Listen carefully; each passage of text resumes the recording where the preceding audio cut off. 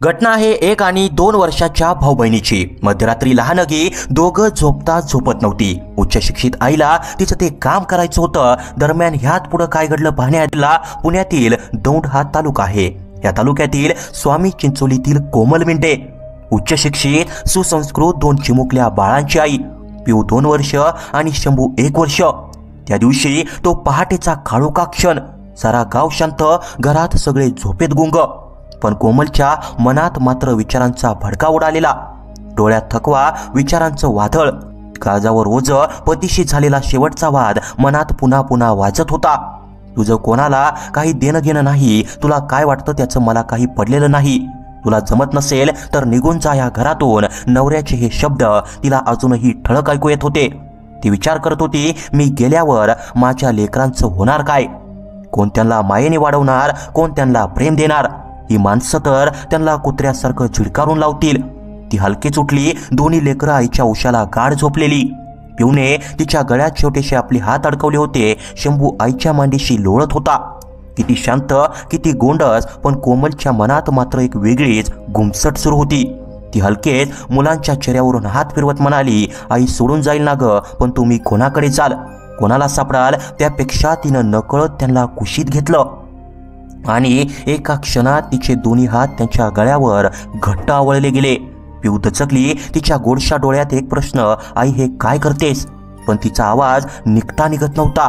छोट्याशा हातांनी तिने आईचे हात बाजूला ढकलण्याचा प्रयत्न केला। तिच्या डोळ्यात भीती होती। ती वळवळली। तिने आईला थांबविण्याचा प्रयत्न केला, पण कोमलच्या हातांचा दाब वाढत गेला। आईच्या मिठीत तिचा श्वास गुमसटला। तिला काहीही कळत नव्हतं। ती जीवाच्या आकांताने तडफडली, पण आईच्या हातांनी तिच्या मायेचा गळाच दाबला। दुसरीकडे शंभू काहीही समजून घेण्याच्या वयाचा नव्हता। त्याला आईच्या कुशीत झोपायचं होतं, पण तिथेच त्याचा श्वास अडकला। त्या खोलीत 2 चिमुकल्या जीवांचा तडफडाट होत होता। शेवटची तडफड, शेवटची धडपड, आणि मग एकदम शांत। आईच्या मिठीतच त्यांनी अखेरचा श्वास घेतला। कोमल शांत बसली। ती काही वेळा सुन्न झाली। तिच्या मांडीवर तिची मुलं निश्चल पडली होती। तिच्या चेहऱ्यावर कोणतीच भावना नव्हती, ना पश्चाताप, ना दुःख, ना भीती। आता एकच गोष्ट बाकी होती, ज्या माणसामुळे हे सगळं घडलं त्यालाही संपवलं पाहिजे। ती उठली, हळूच किचनमध्ये गेली, एक धारदार कोयता उचलला आणि नवऱ्याच्या खोलीत आली। दुर्योधन गाढ झोपला होता। काहीही अंदाज नव्हता। कोमलच्या डोळ्यात आता केवळ एकच भावना होती, हे सगळं तुझ्यामुळे। क्षणाचाही विलंब न करता तिने जोरात त्याच्या मानेवर वार केला। रक्ताचा कारंजा उडाला। दुर्योधनने जोरात किंकाळी फोडली। त्यानं एकदम उठून हाताने गळा पकडला। त्या घाबरलेल्या नजरेत कोमलला विचारणारा एकच प्रश्न, तू हे काय केलंस? दुसरा वार, त्याच्या छातीवर आणखी एक किंकाळी, पण तो अजून जिवंत होता।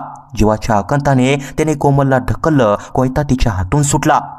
घरातून आवाज ऐकून शेजारी धावत आले। त्यांनी दार ठोठावलं। काही मिनिटातच पोलीसही पोहोचले।